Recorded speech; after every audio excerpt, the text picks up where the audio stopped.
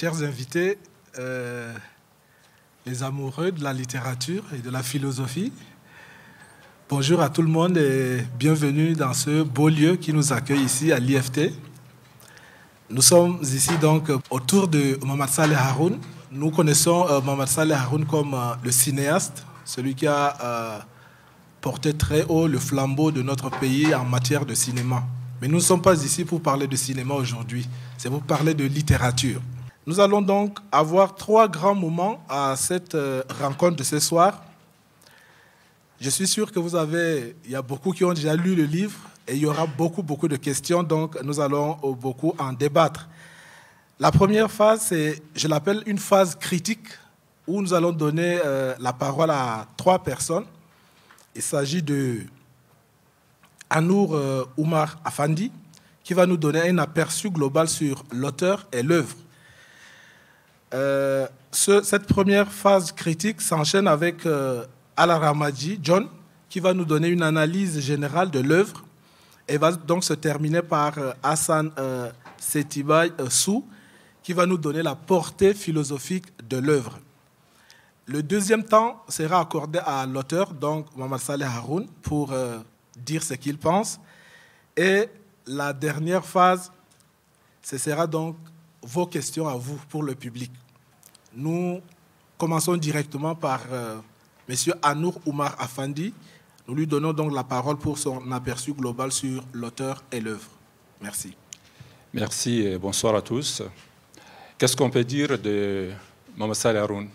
Donc, Mohamed Saleh Haroun est un journaliste, cinéaste, réalisateur de 7 longs métrages, écrivain, auteur de 2 romans, Djibril ou les ombres portées, le premier, et le deuxième, Le cul reptile, qui est édité à la maison Gallimard en janvier dernier, et donc dans la collection Continent Noir. C'est un roman de 226 pages, écrit en 16 chapitres, dans lequel on trouve un style narratif très captivant, mais alors très captivant. Le cul reptile est un roman inspiré d'une histoire vraie, d'une histoire d'un jeune Eric Moussambani, un jeune nageur équato-guinéen, dont l'exploit a flirté avec le ridicule aux Jeux olympiques de Sydney en 2000. L'auteur soulève ici donc le voile sur les questions actuelles de nos sociétés africaines, de manière circonscrite, mais pas seulement, parce qu'on peut transposer ces récits dans d'autres contextes où les hommes ont des questions existentielles et on pourrait trouver des rapprochements. Donc Mohamed Saleh Haroun nous invite dans ce roman à une introspection sur nous-mêmes et notre intime conviction. Mais également, il toise la perception du pouvoir, les extravagances politiques, les injustices sociales et surtout le mensonge. Oui, les mensonges. Cette voûte céleste, cette architecture pyramidale sous laquelle vivent les habitants de Tordona. Tordona est le point central de l'aventure de Bourma, le personnage central de ce roman, qui est un jeune comme un autre, comme vous. C'est un jeune qui se cherche et qui cherche à se frayer son chemin dans ces labyrinthes de mensonges, faits de mensonges et de toutes les formes de fourberie. Et donc, il veut se sortir de ces affres du quotidien, ces quotidiens qui a fini par avoir raison de la plupart des habitants de Tarodona. Alors, c'est cul reptile. Dès les premières pages, on peut lire, par exemple, à la page 9 à 10, on peut lire ceci. Ces oisifs qui ne voulaient rien foutre au pays, des feignants qui passaient la journée à même les sols sur les nattes, à jouer aux dames ou aux ramis, immobiles tels des montagnes, ils ruminent la noix de cola, sirotant à longueur de journée des litres de thé accompagnés de pain sec. Ils ne bougeaient leurs fesses qu'en fonction de la rotation du soleil, disputant l'ombre aux chiens et aux margouillas. On est là dans la description des cul reptiles. Mais progressivement, quand nous avançons dans notre lecture, nous découvrons également les différents personnages de ces romans. Il y a M. Rigobert, président de la Fédération nationale de natation, dont le seul et unique athlète est Bourma. Il organise une rencontre avec Remadji, la communicante de la Fédération, pour une prise de contact, mais également pour travailler sur la nouvelle identité des Bourma. Et alors, Remadi va dire à Bourma, à la page 65, « Je vais faire de toi un nouveau personnage. Tu n'es pas né au pays, mais à l'étranger, au Maroc par exemple. On dira que ton père a travaillé à l'ambassade du pays à Rabat. C'est là-bas que tu as appris la natation. » Et comme c'est une conversation, Bourma va rétorquer, « Mais vous racontez n'importe quoi, proteste-t-il. Mais ce n'est pas du tout la vérité.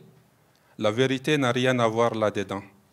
Fais-moi confiance et tout ira bien, lui dit-elle, nullement déstabilisée. L'important, ce n'est pas la vérité, mais la crédibilité de la légende qu'on va créer. Pour les premiers nageurs du pays, il faut inventer quelque chose qui déchire, du lourd, frangin. Tu comprends? On est donc dans le mensonge. Hein? Alors, ce qui continue dans la péripétie de Bourma, c'est qu'il y a un moment où la grand-mère de Bourma va désavouer sa foi. Des musulmanes, elle va redevenir animiste avant de casser sa pipe. Tandis que Bourma lui-même, sa foi vacille au gré des circonstances et des pressions qu'il subit. Tantôt musulman, tantôt fétichiste. On est en plein dans la dualité entre la mauvaise foi et la bonne foi des hommes dans leur rapport intime avec Dieu. Alors, ce qui m'a plu le plus, c'est que c'est la place accordée au savoir, à la lecture, au livre. C'est dans une conversation entre Bourma et son père qu'il entend une phrase tirée de l'œuvre de Camus. Alors, Bourma sera surpris, mais cette phrase va faire tilt dans sa tête. Son père lui dit, en citant Camus, « Le propre de l'homme est de ne pas servir les mensonges. » Alors, Bourma tentera de s'affranchir de cette chape de mensonges pour être lui-même, parce qu'il parviendra à dire non. Non est difficile à dire, et non affirme notre personnalité. Donc non, Bourma dira non, mais parviendra-t-il à s'affranchir? À quel prix? Ne comptez pas sur moi pour vous donner l'épilogue, donc je vous invite plutôt à vous plonger dans la lecture de cette œuvre. Merci. Voilà, sans transition, nous accordons la parole à Ala Ramadi John pour son analyse générale donc, de l'œuvre. Alors, Les Cultes Reptiles, c'est quoi? C'est un roman qui est écrit dans un style engagé, évoque la vie de Kabo Bourma à travers son vécu à Torodona. La révolte des Torodonais qu'il a initiée est matée dans le sang. Le déguerpissement du quartier Torodona pour châtier ses habitants à cause de leur insoumission à l'autorité. Sa participation moins glorieuse aux Jeux olympiques de Sydney. Son retour au pays où il est abandonné par les responsables de la Fédération de la natation et du ministère des Sports à cause de son comportement belliqueux. Déçu, il finit par refuser de chercher du boulot pour ne pas être exploité par quiconque. Ainsi, à la page 220, il dit ceci: plus question de vendre mes forces à un patron. Je ne veux plus être esclave du salariat. Il s'occupe des travaux domestiques pour permettre à sa femme de travailler et rejoindre les cultes reptiles avec lesquels il passe des moments agréables. Mécontents, eux qui sont confrontés aux problèmes d'eau potable, d'électricité, au manque de caniveaux, en proie au concert permanent des moustiques et à un paludisme qui sévit à tout temps, ils décident une fois de plus de se faire entendre en descendant dans les rues pour manifester leur colère. Une fois de plus, la garde présidentielle est au rendez-vous. Elle les mitraille. On dénombre 12 morts et 23 blessés. À la page 22, vaincus et acculés, Bourma et ses acolytes en furent réduits à des rêves sans lendemain. Suite à cette révolte, à la page 22, le gouvernement déclara que Torodona est un quartier subversif, un repère des terroristes. Comme tel, il fut inscrit sur la liste rouge des ennemis de la nation. Le couvre-feu est alors instauré à Torodona. les militaires armés jusqu'aux dents patrouillent régulièrement, tabassent et arrêtent les paisibles citoyens. Pour les faire souffrir davantage, à la page 20, le gouvernement les priva de tout. Désormais, plus d'eau, plus d'électricité. Démobilisés, anéantis, les gens de Torodona finirent par capituler. Malgré ces privations, les Torodonais ne fléchissent pas, ce qui a valu à tonton Adam, ce militaire handicapé, sans pension, la mort, suite à son intervention critique sur les antennes de la radio. De même, Aziza, la vendeuse des beignets, pour avoir déclaré le jour de l'enterrement de la grand-mère de Bourman, mort suite à un manque de moyens pour soigner le paludisme, que si le jour où on verra ce vaccin contre le paludisme, les geckos auront des ailes. Aziza fut convoquée par les agents de service de sécurité. Elle reçut 100 coups de fouet et dut payer une amende pour être libérée. Que des bavures, des fausses promesses à l'approche des campagnes électorales. À la page 20, il est dit ceci: sous le soleil de son pays, le mensonge est consubstantiel à la politique. La canoïocratie, gouvernée par le mensonge. À la page 20, à Torodona, tout le monde sait que les élections étaient traficotées et les dés pipés et les résultats connus d'avance. Dans ce pays, à la page 20, est écrit ceci: le gouvernement organise les élections juste histoire de faire croire à la communauté internationale que le pays était une démocratie.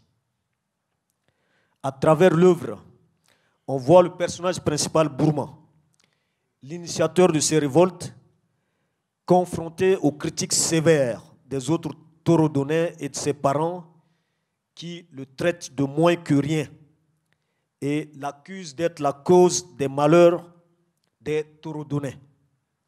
Incompris et rejeté par les siens, décide de prendre son destin en main. Il cherche le boulot partout et finit par le décrocher. Recruté comme nageur à 4 mois des Jeux olympiques de Sydney en Australie par la Fédération nationale de la natation, il doit s'y mettre pour permettre au pays d'avoir une visibilité à l'international, et ce, grâce aux retombées touristiques liées à sa participation. Le voilà embarqué dans une aventure sans issue certaine, sans conviction de remporter la moindre médaille. Bourman n'est pas dupe, il connaît la supercherie du pouvoir. À 14 jours de la compétition, il décide de ne pas participer à la compétition. Malgré les instances et les supplications des autorités sportives, il fait l'objet des menaces et finit par être emprisonné et sa fiancée arrêtée. Pour faciliter la libération de sa fiancée, chérie Zirega, il se décide à participer. Il voyage avec la délégation à Sydney. Là, sur place, il se rend compte qu'il ne peut se mesurer aux nageurs professionnels, bien préparés et mieux équipés que lui. Bourman ne veut pas participer à la compétition. Même au dernier jour de l'épreuve, il a failli être disqualifié et finit par y participer. Déçu par l'attitude irrespectueuse de Bourman et sa piètre prestation à ces Jeux, celui-ci n'est pas la bienvenue au sein de la Fédération de la natation et au ministère des Sports. Découragé par ce manque de considération à son égard, lui qui hier était à la une à Sydney, Bourman se retrouve rejeté par les siens. Il devient objet de la raillerie, du lynchage médiatique et se décide à ne plus travailler au compte de quelqu'un. Il s'occupe des travaux domestiques en l'absence de sa femme, absorbé par le travail, et finit par intégrer le groupe des Culs reptiles. À la page 226 à 227, il est mentionné ceci. De braves gars, c'est une allusion ici au Culs reptiles, de braves gars, exclus d'un système politique inique, se nourrissent de grandes aspirations pour leur pays. En réalité, les Culs reptiles rêvent d'un grand changement, une révolution. Rien de moins, ils s'y préparent pour bâtir une société nouvelle basée sur la fraternité, la justice et la solidarité. Merci. Quelle est donc la portée philosophique de les Culs reptiles? Nous donnons la parole donc à Hassan Setiba Issou. Bonsoir tout le monde. C'est qu'à travers l'œuvre, il y a toujours une portée philosophique. Donc tout de suite, si nous lisons à la page par exemple 10, adeptes de la contemplation, ils reluquaient les passants et ne s'empêchaient pas à médire, étranges spectateurs de leur propre vie. Ils observaient le monde comme s'ils n'en faisaient pas partie. Alors cette attitude, nous la retrouvons chez les stoïciens par exemple, et surtout chez Épictète, qui dit que le monde est ordonné. Le monde est ordonné et que c'est que nous ne pouvons rien. Parce qu'il y a des choses qui dépendent de nous, il y a des choses qui ne dépendent pas de nous. Donc si bien que, par rapport à cet ordre du monde, c'est que l'homme ne peut pas changer son destin. Donc vous voyez, c'est que cette situation en fait de fatalisme qui fait que ils sont constamment là en train d'observer, alors que les existentialistes, qu'est-ce qu'ils disent? Ils disent que l'homme est situé, il est toujours situé, et donc il doit en quelque sorte s'engager, changer sa condition. Or, qu'est-ce qui se passe? Nous remarquons que ces gens sont là constamment en train de parler des autres, alors qu'ils oublient le temps qui passe. Alors, en dehors de cette conception existentialiste, nous avons également le machiavélisme. Le machiavélisme politique, parce que à la page 20, il y a un passage qui dit « Il avait compris depuis fort longtemps que sous le soleil de son pays, le mensonge était consubstantiel à la politique. » Donc, qu'est-ce qu'il dit, Machiavel, par rapport à la politique? L'essentiel, ce n'est pas, en fait, de dire la vérité, mais l'essentiel, c'est d'utiliser les moyens qui peuvent permettre, justement, à gagner. Et donc, à régner et à conserver le pouvoir. Et donc, comme on voit, c'est que la plupart du temps, ces hommes politiques, au lieu d'aller droit au but, racontent n'importe quoi pourvu que ça passe. À la page 65, nous avons également la vérité n'a rien à voir là-dedans. L'important, ce n'est pas la vérité, mais la crédibilité de la gérante qu'on va créer. Page 65. Et là également, nous avons une attitude sophiste, parce que chez les sophistes, justement, ils vendent l'art, en quelque sorte, de la parole, l'art de convaincre sans avoir raison. Donc c'est ce que, le plus souvent, les gens utilisent en politique. Ce n'est pas la vérité comme telle, mais c'est l'essentiel, c'est d'arriver à leur fin. Alors finalement, il y a, à la page 75, nous allons lire ça. Finalement, tu m'inities à l'art de parler pour ne rien dire. Donc vous voyez, c'est que le plus souvent, quand Remadi était avec Burma, elle est en train de lui dire certaines choses. Et lui, il rétorque en disant que finalement, c'est qu'elle apprend la sophistique, l'art de ne pas dire la vérité. Et à la page 32, nous avons un rapprochement de la question de la foi et de la raison, n'est-ce pas? Et nous savons que la foi et la raison ont toujours eu des rapports assez complexes, parce que l'attitude de la grand-mère, par exemple, de Burma, à la page 32, elle convoqua toute sa famille et la supplia de ne pas prier pour elle. Elle ne pas prier pour elle. Tout compte fait, elle ne se reconnaissait plus en Dieu. Déçue, elle désirait partir animiste comme ses ancêtres. Alors nous voyons que la question de la foi est une question fondamentale et très importante, parce que le plus souvent, quand on est en face d'une situation, cette situation de révolte peut nous permettre également soit d'approfondir notre foi, soit de régner carrément. Et la question qu'on se pose ici, c'est que nous ne comprenons pas qu'à chaque instant, quand on est face à une situation donnée, soit nous faisons une espèce de liaison entre l'animisme et la foi, parce que nous remarquons à travers l'œuvre que Burma même était musulman. Mais finalement, qu'est-ce qui se passe? Il associe l'islam à certaines pratiques qui sont animistes, il a son gris-gris, il embrasse d'abord son gris-gris, et ensuite il prend son gris-gris, il le tourne autour de la tête. Tout ça, en fait, pour pouvoir, justement, gagner. Alors, ça nous amène à poser la question de savoir, qu'est-ce qui se passe? Pourquoi, face à une situation donnée, nous avons cette tendance à vouloir le plus souvent associer Dieu à des pratiques qui sont animistes? Alors, donc, on se pose la question de savoir, est-ce que réellement, finalement, la religion, est-ce que c'est une illusion? Ou bien, je ne sais pas, qu'est-ce qui se passe exactement? Tout à l'heure, l'auteur va essayer de nous donner la question. Et ensuite, surtout vers la fin, à la page 224, nous avons le retour de Bourma. Après toutes ces péripéties, il revient à la case départ. Parce qu'on se pose la question, est-ce que c'est le châtiment décisif? Parce que finalement, toute cette péripétie qui l'amène à Sydney pour représenter une nation, et à la fin, il revient à la case départ. Il revient rejoindre les queues reptiles. Alors on se pose la question de savoir, est-ce que le monde, ce n'est pas un perpétuel recommencement? Justement, est-ce que cette situation qui nous a permis de sortir de notre situation, et finalement on revient à la case départ, on devient encore queue reptile, alors la question se pose alors. Donc est-ce que la tâche est toujours à recommencer? Voilà en fait, d'une manière ramassée, les parties philosophiques de l'œuvre.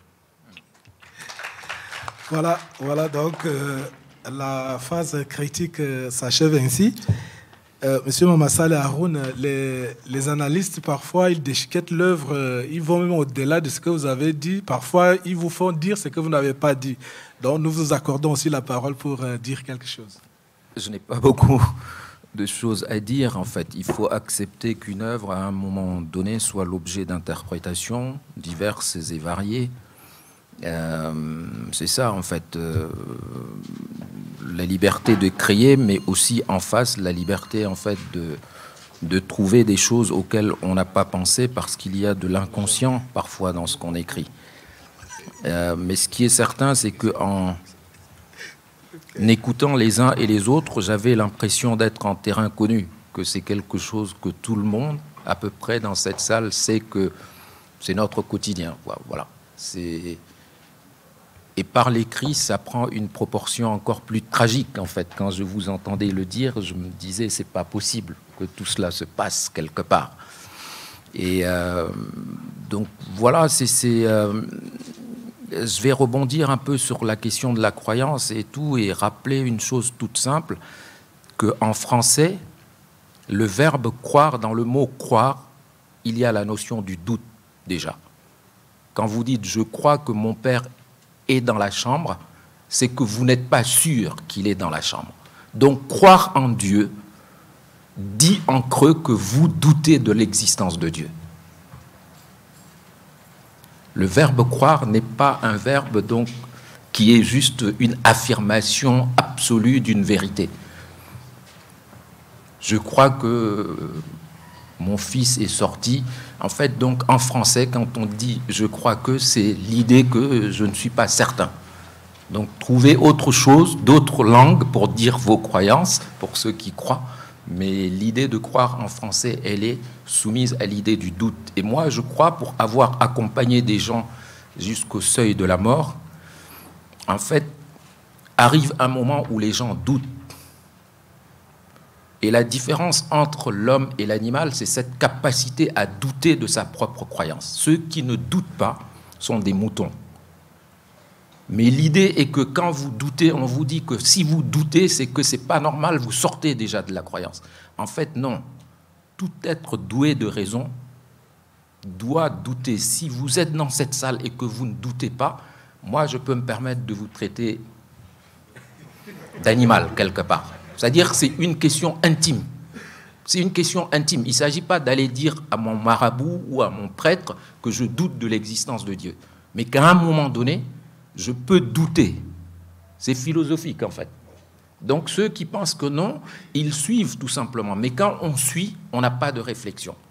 Si on ne suit pas, on a une propre réflexion qui nous permet de nous poser des questions et de faire de l'introspection, comme tu l'as dit tout à l'heure. Voilà. Or, cette question des culs reptiles, alors je rappelle que c'est librement inspiré de cette histoire. Hein. Ce bonhomme, il n'a pas connu une Hans belge, il n'a pas une femme qui s'appelle Zirega. En fait, c'est librement inspiré de l'histoire de Éric Moussambani, Et donc j'ai écrit ça en toute liberté, j'ai juste lu un article et après je me suis mis à écrire cette histoire-là. Donc voilà, et les culs reptiles, c'est tous ces gens, toutes ces personnes en fait qui espèrent quelque chose, qui attendent. Je crois l'avoir dit dans Djibril ou les ombres portées que le verbe le plus conjugué au Tchad, c'est le verbe attendre. Ah, j'attends mon père qui doit venir. Ah, j'attends le directeur, j'attends le médecin. Oui, j'attends mon salaire qui doit être viré. Oui, j'attends. En fait, on attend en permanence. Amusez-vous à compter le nombre de fois où vous dites « j'attends le coup de fil de j'attends, j'attends ». En fait, c'est une société qui attend. On est des gens en attente. C'est terrible. Si vous y réfléchissez, c'est terrible. D'où, en fait, notre capacité à nous asseoir et à accepter des retards de 20, de 40, de 50 minutes, parce qu'on a été élevé à l'idée d'attendre, en fait. D'où cette possibilité aussi que chez une telle population, la croyance toute bête que Dieu existe, qu'il va faire tomber des trucs, cette idée-là, elle est prospère, elle est très prospère. Mais tout ça s'explique parce que nous avons une attitude collective qui relève d'une espèce de fatalisme. En fait, tu l'as dit. Et dans ce fatalisme-là, on attend. Et les culs reptiles, ce n'est pas seulement les gens qui n'ont pas d'emploi. En réalité, les culs reptiles, j'y mets aussi cette catégorie de gens qui ont un emploi, mais qui n'ont pas de bureau. Et vous en connaissez. Ils viennent là, ils font un tour, on attend un décret, on n'a pas ceci, mais on n'a pas de boulot. À la fonction publique, c'est truffé de gens qui viennent mais qui n'ont pas d'endroit pour se poser. D'où la réalité, c'est que la fonction publique n'a plus de place pour vous. Mais personne ne vous le dira, il n'y a plus de place. On ne peut pas embaucher des gens pour venir s'asseoir, gagner un salaire. Moralement, moi, ça me poserait des questions. Il y a plein de gens qui n'ont pas de bureau, qui n'ont rien, mais qui acceptent de prendre quand même la carcasse du mouton est là, donc je prends un bout, est-ce que je m'en fous et tout. C'est ça qui... Mais si cette espèce de changement, s'il y a ces désirs-là de faire quelque chose, il faut qu'on bouge. Sinon, le statut de cul reptile ne nous aiderait pas, quoi. Moi, c'est un peu ça, c'est comme ça que j'ai voulu un peu écrire ce roman-là, une sorte d'interpellation et une sorte de choc aussi, parce que... collectivement, on avale beaucoup de couleuvres, quoi. C'est jusqu'à l'indigestion.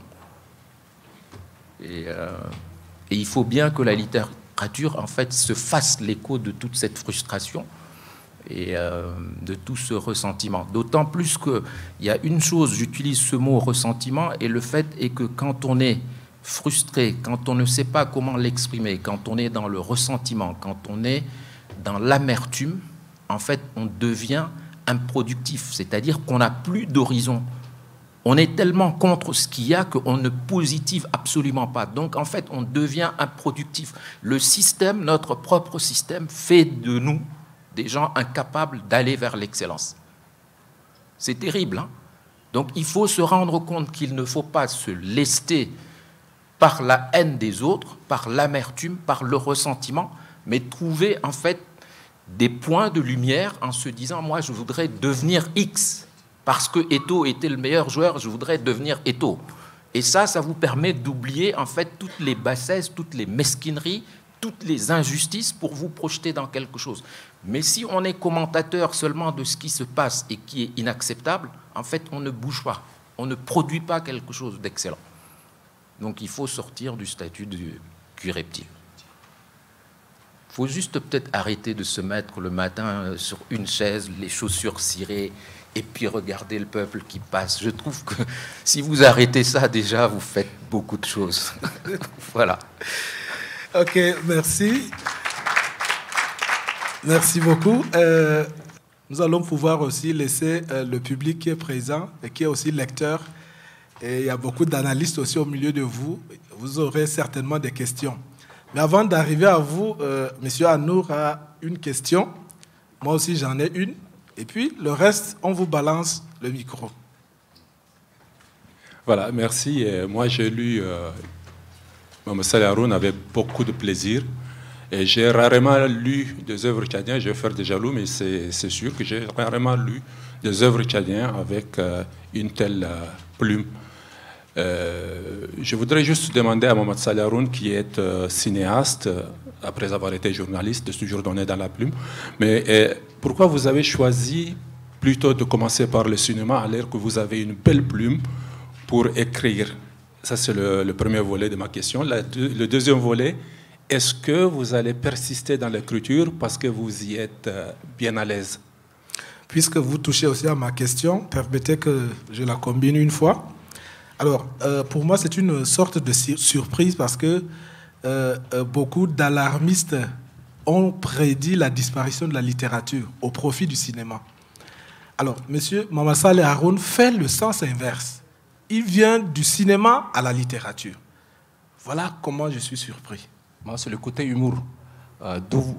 Qu'est-ce qui vous inspire? Vous êtes inspiré à partir de quoi? Parce que quand on lit certains passages là, c'est vraiment très humoristique, quoi. D'où ce que ça arrive, tout ça. Ouais. J'ai essayé, oui, de prendre en fait un peu. Je vais commencer par la dernière question. J'ai essayé de mettre un peu de l'ironie, en fait, et l'humour, c'est cette capacité de prendre de la distance par rapport, en fait, à la tragédie elle-même qui est en cours. Donc, je m'étais dit qu'il fallait mettre de l'ironie pour permettre cette distance-là, et puis voir ça en fait avec une espèce de distance qui permet en même temps la réflexion, parce que, comme vous l'avez vu, au-delà d'être un roman un peu d'humour, il y a quand même une portée philosophique, parce que c'est quelqu'un qui réfléchit aussi à son destin, sur le sens de sa vie et tout ça. Donc j'ai voulu un peu mixer tout cela, quoi. Voilà. Et l'humour est un bon comprimé, en fait, pour essayer d'apporter quelque chose aux patients, et c'est ce que j'ai tenté humblement de faire. Alors, la valeur refuge de la littérature, elle est évidente, hein. Moi, j'ai été, pendant le confinement, j'étais en France, et je peux vous dire que on ne se réfugiait pas dans le cinéma. C'est pas regarder des DVD ou quelque chose qui pouvait en fait nous rassurer. Ce qui était rassurant, c'est les livres. C'est-à-dire que je pouvais garder mon livre comme un compagnon, parce qu'un livre, c'est ça, c'est un compagnon. Un film, c'est une cassette. Jamais personne ne se balade avec une... pourquoi pas? Mais enfin, généralement, on voit des gens avec des livres. Donc, il y a tout le monde, et il y a eu une... les gens ont beaucoup lu pendant le confinement en France, parce que tout simplement on y trouvait du sens en fait et de la réflexion. Il y a une portée beaucoup plus grande, et qu'un livre en fait c'est quelque chose qu'on peut garder à côté de soi. On n'a pas besoin d'un appareil pour le glisser, d'électricité dans un pays où il n'y en a pas par exemple. Vous prenez votre livre et puis vous ouvrez une page et vous relisez quelque chose, et ça vous fait du bien, et vous reposez le livre. Donc ça, il n'y a que le livre qui peut faire ça, en fait. Une voix qu'on entend et tout. Donc c'est très, très important. Et d'où l'idée qu'il faut lire. Il faut rappeler en permanence que les gens devraient lire. Ça les aiderait, en fait, dans leur propre vie intime et tout ça. La question maintenant de Anour est, oui, est-ce que je reviendrai à la littérature? Bien entendu, je reviendrai à la littérature, parce que, tout simplement, il y a là de la poésie, et que je peux travailler sur les répétitions des mots, sur les sonorités, sur les allitérations, sur les assonances, ce que je peux faire, parce que la poésie ne peut pas se faire, en tout cas en cinéma. On peut avoir un film poétique, mais on ne fait pas de la poésie, en fait. La poésie, elle est proprement littéraire, en fait. Et donc, je reviendrai là, parce qu'elle me permet... de bousculer en plus de ça en fait la langue, parce qu'il y a quelque chose qui est de l'ordre, qui est jouissif en fait dans la construction. Je pense que la grammaire peut-être cinématographique est parfois un peu plus pauvre que la grammaire en fait littéraire, quoi, où on peut sans verbe construire une phrase où les gens comprennent très bien et elle tient la route. C'est ça que j'aime bien, moi, c'est ces musicalités là, et la littérature me le permet. Nous allons donc accorder le micro au public. Nous ne prendrons pas plus de 3 questions à la fois. 3 questions, l'auteur répond, et nous allons continuer par la série. J'espère seulement que ceux qui vont poser des questions ont lu le livre, sans quoi, en fait, je ne réponds pas aux gens qui n'ont pas lu le livre. Parce que voilà, c'est quand même, faut que les choses soient claires. Je suis Sosten Bernoudi, j'ai lu le livre. Le personnage de Bourma m'a tellement fasciné. Monsieur Marcel Haroun, pourquoi une lueur d'espoir sur le personnage Bourma, puis tout ça éclipsé? Merci. Ladjal Calixte. Ladjal Calixte. Je suis le directeur de l'édition de l'Agence tchadienne de presse et d'édition, à l'ATPE. Je me retrouve dans ce livre, hein, c'est formidable. Mais je ne vais pas trop m'attarder là-dessus. Je voulais féliciter Haroun. Je le félicite pour tout ce qu'il fait pour la culture tchadienne, sur le plan cinématographique et maintenant sur le plan livresque. Le secteur culturel est en train de sauver l'image du Tchad. Je voulais savoir, demander, n'est-ce pas, à Haroun, après ce livre, est-ce qu'il a un autre projet? Parce qu'on va beaucoup le solliciter, pas seulement à travers le film, mais je crois que c'est aussi le talent d'un écrivain. Merci, je suis Ababa Kolsou Emmanuel. J'ai lu le livre durant les 3 dernières nuits. Je l'ai pratiquement épuisé. J'ai même fait un travail critique dessus. Ma question de savoir, il y a le syncrétisme religieux. Est-ce que ce syncrétisme religieux dénote de la défaillance, sinon le fatalisme de Bourma, ou bien c'est vraiment la défaillance de la religion? Merci. Oui, je vais commencer par les dernières questions. Et pour ce qui est du syncrétisme tel que vous le parlez, je ne sais pas si c'est la défaillance de la religion, mais je pense qu'on est des négros musulmans ou des négros chrétiens, en ce sens qu'on n'a jamais perdu ce qui nous lie en fait à notre identité première. Donc c'est juste ça, et on essaie, je pense, les uns et les autres, de vivre avec ça. Vous le voyez, dès qu'il y a un Nigérian qui arrive ici, qui dit qu'il va ouvrir les yeux, tout le monde, chrétien, musulman, tout le monde y va, c'est fini. Donc c'est au quotidien que ça se passe. Et vous vous souvenez tous, en fait, aussi de cette histoire de voleur de sexe. C'est-à-dire qu'on nous a fait croire à des histoires, mais incroyables. On nous dit... En fait, pourquoi on est obsédés, nous autres hommes africains ou tchadiens, par notre sexe? Qu'un jour, on risque de nous le piquer. Et ça a été la phobie absolue.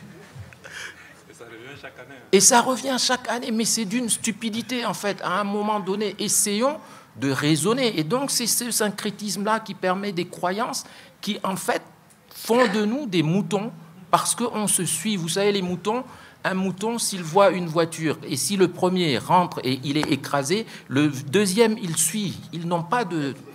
C'est comme ça, hein. C'est vrai, essayez, faites-le, vous allez voir. Hein. Ils n'ont pas de recul et ils ne s'arrêtent pas. Le premier a fait, je ferme les yeux, je fais comme le... voilà, et on y va. Donc, voilà, de grâce, quoi. Enfin, je me dis, si vous faites café philo toutes les semaines par là, vous êtes quand même doué d'une certaine capacité de réflexion et il faut arrêter, quoi. Il faut arrêter de croire à ces petites choses-là. Pour répondre à Ladjal Calixte, oui. Est-ce que j'ai un autre projet? Bien sûr. En fait, quand on se considère tout simplement comme un humble artisan, c'est-à-dire un cordonnier ou quelqu'un qui fabrique un peu les marmites, vous savez, on en fait toujours, on ne s'arrête pas. Donc il y a toujours un projet quelque part. Et enfin, je termine avec la question qui était en premier. La lueur de Bourma. En fait, il y a une lueur. Et je fais appel au philosophe qui nous a parlé tout à l'heure, en fait, de Sisyphe et que la vie est un éternel recommencement. Il faut peut-être la penser comme ça. Et pour moi, il y a une transformation de Bourma parce que son regard sur les culs-reptiles change. Avant, il avait des préjugés. Et finalement, il se rend compte que ces gens-là, en fait, pensent que ce système-là va disparaître un jour ou l'autre. Ils y croient parce qu'ils se disent que ça ne peut pas tenir. D'où ces phrases que vous trouvez en ville, vous tombez sur des gens, ils vont te dire « Yomaye di football ». C'est-à-dire qu'ils sont convaincus que ça va se terminer un jour. Faites le beau, c'est juste une pièce de théâtre. Un jour ou l'autre, ça va se terminer. Donc il y a des gens qui croient et ils découvrent ça. Et il devient en fait cuisinier et pour moi symboliquement quelqu'un qui nourrit, en fait, comme un agriculteur qui nourrit. C'est quelque chose d'assez puissant et c'est une transformation. Et s'il revient à la case départ, ça veut dire que, en fait, muni de cette expérience-là, il ne refera peut-être plus les mêmes bêtises. C'est aussi ça, en fait, la lueur d'espoir pour moi. Donc il y en a une, fatalement. Voilà, donc pour relancer la seconde série, j'ai aussi une question. Nous allons les enchaîner. Le mot Lingui apparaît 2 fois, si ma mémoire est encore bonne, dans le roman.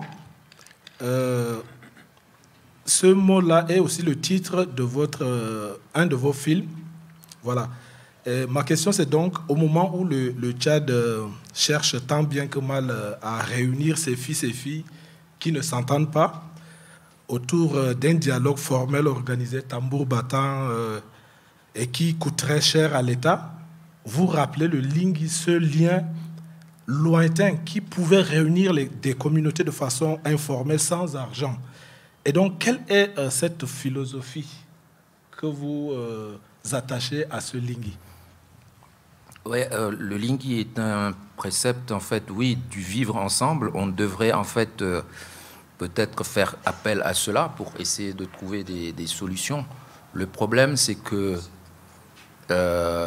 si on arrive à cette situation d'aujourd'hui, c'est parce qu'il y a des causes, en fait. Il y a eu d'autres séquences, des étapes, et je regrette que, sur le plan de la pensée, en fait, que je ne vois aucune parole en fait, autorisé, digne de ce nom, nommer clairement les choses. Et comme dit Albert Camus, mal nommer les choses, c'est en fait rajouter au malheur du monde. C'est-à-dire que si ces murs-là n'est pas blanc et que vous dites qu'il est blanc, en fait, vous rajoutez au malheur de la société. Et il est étonnant de voir que personne ne dit qu'il faut résoudre les causes du mal vivre ensemble. Et tout le monde se prend pour un prophète, fait le tour des quartiers, des villes pour dire il faut, on est frères, il faut arrêter et tout. Mais vous savez, il y a Dieu. La plupart des Tchadiens sont croyants. Ils ont la parole de Dieu dans la tête. Ça ne les a pas empêchés de s'entretuer. Donc vous qui vous levez pour aller dire aux gens il faut arrêter, aimez-vous les uns les autres, vous croyez que ça va marcher parce que c'est plus fort que la parole de Dieu. Si le vivre ensemble est mis à mal, c'est parce qu'il y a une origine. En fait, quand vous êtes malade, on ne vous dit pas que Dieu vous guérisse, peut-être, mais sinon, on essaye de trouver l'origine de cette maladie et on essaye de la soigner. Donc, aucun esprit doué de réflexion dans ce pays n'a fait une sortie pour dire, en fait, il faut arrêter tous ces discours de perroquets à répéter la même chose pour dire arrêtons-nous et essayons de résoudre les problèmes qui causent, qui entraînent cette conséquence-là. Donc voilà, maintenant j'espère que... Alors le dialogue politique, moi je n'ai aucune idée parce que je ne suis pas un homme politique, donc je ne sais pas comment ça se passe. J'ose espérer que en fait ce pays compte pour nous, que notre avenir en commun est le plus important. Et si c'est vraiment ce que pensent les uns et les autres, on devrait pouvoir en fait arriver à s'entendre, parce que dans la vie, il faut arriver en fait à être humble, c'est-à-dire l'humilité est quelque chose d'important, et l'autre chose importante, c'est arriver à se faire violence. Se faire violence, ça veut dire écouter l'autre, et puis à un moment donné être tolérant. Et si on n'a pas cette capacité-là, c'est très très compliqué. Voilà. Donc je souhaite le meilleur. Et nous rêvons tous, en fait, de sourire et de rigoler entre nous et de vivre dans la paix et la dignité aussi, parce qu'on en a besoin. Hein? Bonsoir tout le monde. Je suis Ahmad Adou Moussa.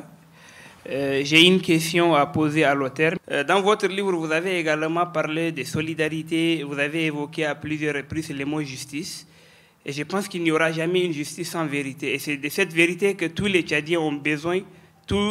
Cette vérité qui est évoquée dans ces livres que les Tchadiens ont besoin pour commencer une nouvelle base. Maintenant, ceci étant, permettez-moi de vous poser ma question. Dans le livre, vous avez fait ressortir une phrase de Camus. Le propre de l'homme, c'est de ne pas servir les mensonges. Et si j'ai une bonne mémoire, je pense que vous étiez dans le gouvernement. Et il semblerait, j'utilise le conditionnel, que vous avez démissionné de plein gré, sans que vous subissiez une pression quelconque. Est-ce que ce n'est pas aussi pour servir les mensonges que vous avez démissionné? Et merci. Bonsoir à tous. Au micro, c'est Bichar Ahmad Nyaroti. Oui, j'ai eu à lire l'intégralité du livre. Ma question porte tout d'abord sur la page 5. Sur la page 5, vous dites quelque part que les cultes reptiles vivaient dans une éternité joyeuse et insouciante. Je me pose la question de savoir si les cultes reptiles vivent dans cette éternité joyeuse et insouciante par gré ou par obligation, puisque vous avez plus loin dit quelque part qu'avec l'exploitation de la manne pétrolière, dans ces pays imaginaires, les autorités n'ont pas pu bien investir et bien exploiter, n'est-ce pas, les ressources, n'est-ce pas, de cette manne pétrolière. Est-ce que c'est la défaillance des autorités de l'État qui a impacté la condition de ces cultes reptiles, ou bien ce sont ces cultes reptiles qui ne veulent pas du tout travailler? Pour les cultes reptiles, ce sont des gens qui, à un moment donné, ne trouvent pas du travail. Il y en a beaucoup. Dans la presse, si vous lisez, il y a des associations de diplômés sans emploi, je sais pas, tous ces gens-là, en fait, on peut les considérer comme des cultes reptiles, en fait. Et comme je l'ai dit tout à l'heure, il y a des gens qui ont un emploi, qui sont des fonctionnaires, mais qui n'ont pas de bureau, c'est-à-dire qu'il n'y a pas de place. Et ceux-là, je les considère aussi comme des cultes reptiles. Donc, ce n'est pas forcément des gens qui sont de gré ou de force placés quelque part, mais c'est à un moment, ils se retrouvent dans une espèce d'attitude et de statut d'observateur de ce qui se passe, parce qu'ils ne sont pas dans le mouvement de ce qui est fait. Sur le mensonge, et si ma démission est liée à ça, en fait, comme tout est au conditionnel, mais ce qui est génial dans ce que vous aviez dit, monsieur, c'est que vous avez parlé... Vous aviez déclaré exactement, est-ce que j'ai démissionné de mon plein gré ou est-ce que, en fait, la démission, c'est fatalement de votre propre gré, à moins qu'on vous force par respect de démissionner parce que les textes ne peuvent pas vous exclure de fait, on ne peut pas vous renvoyer de votre poste. Donc, oui, j'ai démissionné parce que moi, je ne suis pas un homme politique et que, à un moment donné, certaines choses, en fait, ne me convenaient pas. Donc voilà, je suis plutôt un artiste et quand je dis je suis assez exigeant sur ça, c'est-à-dire que j'essaye de faire ce que je dis humblement. Je ne le dis pas à des millions, je dis à 2 personnes, mais j'essaye de faire en fait, de tenir compte de cela. En faisant cela, je ne fais absolument rien d'autre que respecter, vous savez, une éducation de base que mon grand-père et ma grand-mère m'ont donné et que mon père a poursuivi. C'est-à-dire qu'il y a à un moment donné, l'idée de la honte, elle est en permanence là.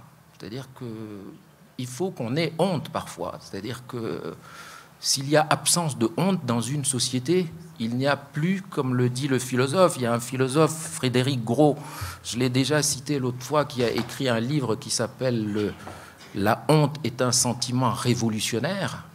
Et en fait, il prend ça de Karl Marx, qui dit que la honte est révolutionnaire. C'est-à-dire, avoir honte, c'est se retenir. Si à un moment donné, je me dis, je ne peux pas sortir tout nu comme un bébé, l'idée de la honte ou de la gêne, mais plus que de la gêne, de la honte, c'est ça qui vous empêche de faire les choses. Et s'il y a absence de honte, alors on peut se permettre tout. Donc si vous n'avez pas honte, bien entendu que vous pouvez encaisser, faire les choses sans problème, parce que en fait, en cas d'absence de honte, il y a fatalement quelque part absence de morale. Donc voilà. Sortons d'ici en nous disant que la honte est une valeur. Souffrez un peu que je jette ma petite question pour terminer. Moi, en dépit des pleurs, de la souffrance, des vices qui sont des thèmes qui sous-tendent donc le roman, les cultes reptiles, l'amour au sens érotique et sensuel du terme donc survient de temps en temps pour détendre l'atmosphère. Le vocabulaire de l'amour est le plus complet, le plus réaliste et le plus libre possible. Quel rôle joue-t-il dans le roman, l'amour, et surtout dans la vie de votre personnage Bourma? C'est un moteur, en fait. C'est un moteur, et c'est Platon, je crois. Hein. C'est Platon qui dit que, en fait, le désir, c'est le désir qui fabrique l'intelligence. Et que donc, vivre de désir, c'est être intelligent, c'est parce que construire un monde pour atteindre quelque chose. Et je pense que ce désir qui se transforme, il y a du désir en lui, parce que c'est quelqu'un qui est en vie et qui veut vivre, en fait, et qui veut aller de l'avant. Malheureusement, il est dans un environnement qui, en fait, le bride et qui ne lui permet pas de s'accomplir tout à fait, quoi. Voilà. Mais à chaque fois, le sexe est une forme de moteur, comme ça, qui lui permet, en fait, d'avancer et de se dire aussi, peut-être qu'on l'aime pour ce qu'il est. Vous savez, c'est très, très important, parce que dans le livre, à un moment, il y a une phrase, quand Lily, je crois, ou Nana, sa copine, le largue, il dit, en fait, au pays, les choses sont claires, quand on aime, on paye. Donc, si on est aimé parce qu'on paye, il suffit que quelqu'un qui a une poche beaucoup plus pleine que la vôtre arrive, vous dégagez. Donc, tous les problèmes que je vois dans les petits téléfilms au Tchad, c'est toujours, oui, il est pauvre, il y a un riche qui arrive, qui lui pique sa femme. Donc, en fait, personne ne parle d'amour. Tout le monde parle du fait que, putain, j'ai pas d'argent, je peux pas avoir cette copine parce que j'ai pas d'argent. Donc, l'idée qu'il est aimé pour son nez, pour la beauté de son nez ou par ses yeux, est quelque chose de très, très important. Vous savez, il y a plein de malheureux qui payent pour avoir des femmes. Je me dis, mais c'est les pauvres. Nous, on drague les femmes sans argent et on les a. Je me dis, c'est ça la grandeur.